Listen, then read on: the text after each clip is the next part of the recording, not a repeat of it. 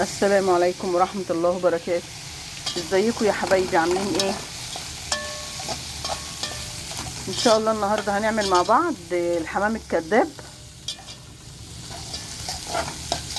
معرفش ليه هما سموه كده، هو بس عشان خاطر الورك بيبقى شبه الحمامة كده وهو ملفوف.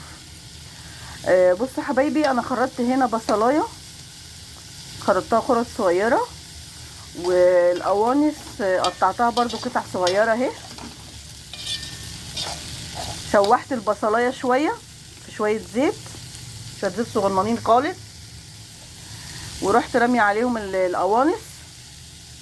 هيتشوحوا برضو شويه في البصل، وهرمي عليهم التوابل هوريها لكم دلوقتي، واكب عليهم شويه ميه صغيرين لغايه القوانص دي ما تستوي، وبعد كده ارمي فيها الكبده عشان هنعملها بالرز اللي هنحشي بيه الحمام الكذاب. هروح اجيب التوابل وارجع لكم حبايبي. التوابل اهي: معلقه فلفل صغيره، معلقه كمون صغيره، دي واحده ماجي. هقلبهم يا حبايبي واحط شويه ميه وارجع لكم. حبايبي انا حطيت شويه الميه اهو، دي نص كوبايه ميه. هنوطي عليها بقى كده ونسيبها تستوي. بص حبايبي، دول الوراك خلاص انا غسلتهم وخليتهم زي الفل اهو. كنت نقعاهم في ميه بليمون وخل، طلعتهم اهو. هخليهم بقى هنا كده لغايه ما اخلص الخلطه بتاعتهم دي.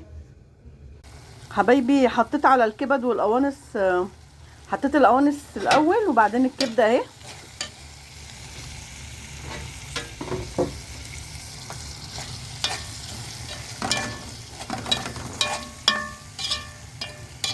خلاص كده حبايبي، هنسيب الكبده شويه هنا مع القوانص تخش على سوا، نحط عليها الرز. حبايبي حطيت شويه الرز اهو، مش هقلبهم بقى لما الرز يخش على سوا. خلي الكبد والقوانص تحت والرز فوق، لما يخش على سوا اقلبه. الميه هي حبايبي حطيتها عشان هحشي دلوقتي الوراك، وهلفها في اكياس وفوق الورق الالومنيوم وهحطها تتسلق. الوراك اهي يا حبايبي، الطبق اللي هلف عليه، وده الرز والكبد والقوانص اهو مستووا اهو، استووا نص سوا.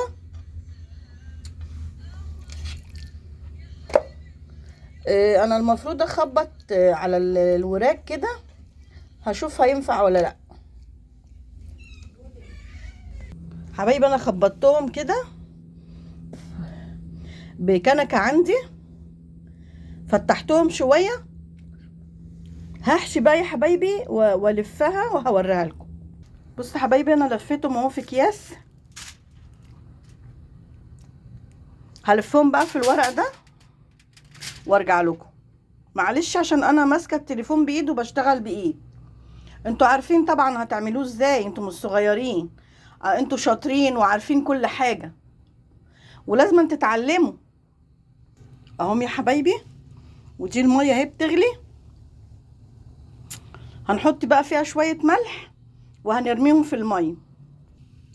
الميه اهي يا حبايبي، وهو اهو الحمام اهو اهو.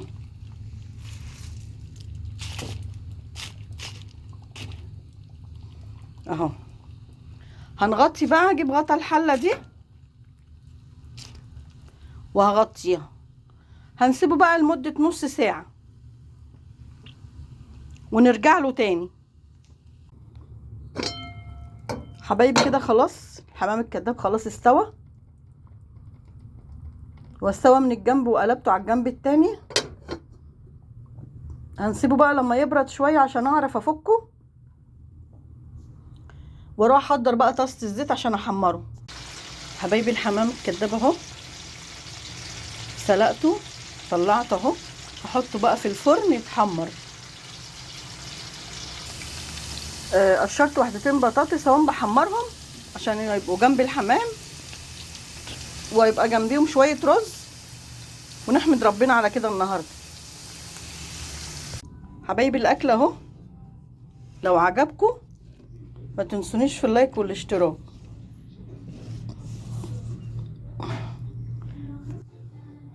اهو يا حبايبي الاكل اهو،